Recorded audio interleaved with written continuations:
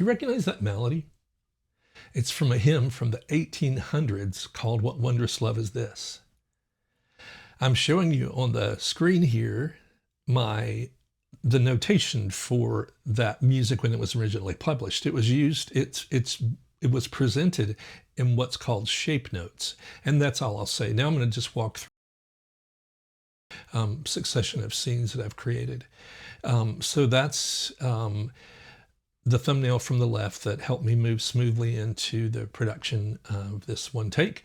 And the sheet music's there. Now the next screen I show is going to have my iPad. Now I don't know why this isn't working quite yet, but I have my iPad as a camera overlay, and it'll show up in just a moment, I believe, on the right where there's all that space. I'm going to touch the screen. That doesn't help. I don't know why it's sort of not recognizing it sometimes. But anyway, I would have been on this scene, and then I go to this. All right, so the score on the right is the arrangement I've created for What Wondrous Love Is This?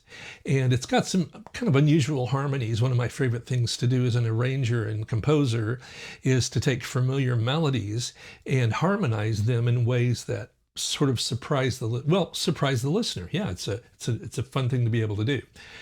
Now, one of the things that I like to do as a coach of other pianists is to present not just the music, but to actually talk about what's going on in the arrangement. So on this screen here, you can see that I've added my keyboard. So now I can play along and demonstrate things.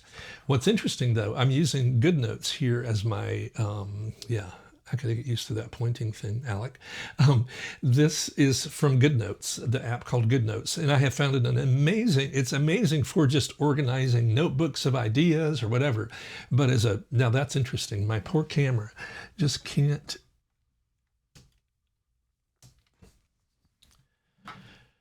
Yeah, that's the wonders of live, right? Yeah, obviously my camera didn't just go to sleep. It has a dummy battery. It's the Sony ZV-E10, and sometimes it wants to get a bit hot.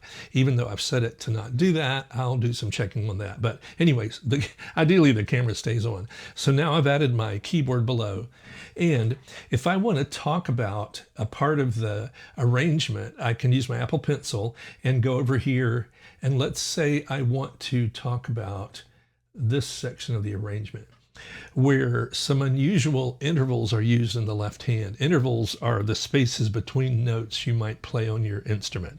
So I'm just going to note a few things here in the left hand. These two notes are what's called a sixth apart. That's a fifth apart. That's a fifth, and back to a sixth. Now that's an interesting what would you say, device, in that this melody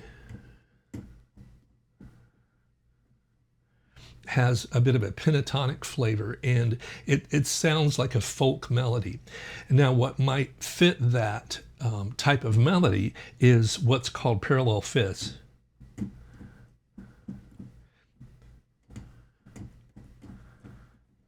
Yeah, that's parallel fifths. But what I've done here in the left hand is a sixth, and then a fifth on top, and a fifth on top, and back to a sixth on top. See, my camera already died. I think that's a sign that I should stop and let that be done. So the camera will be back in just a moment, and I'll finish. Still take one. That's pretty cool.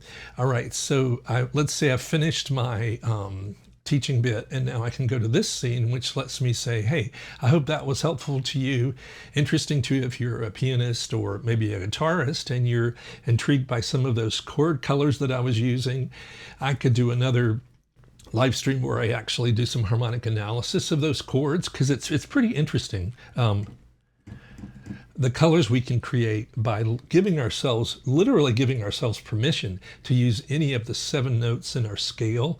And it's pretty remarkable to me that if 10 of us as keyboard players or a guitarist had that melody, and the assignment was to harmonize it, and we were told we can only use the notes in the scale, it would be fantastic to listen to what each of those musicians came up with. So that's an example of what I'm doing with Ecamm for my work as a pianist and a coach and arranger and all those things.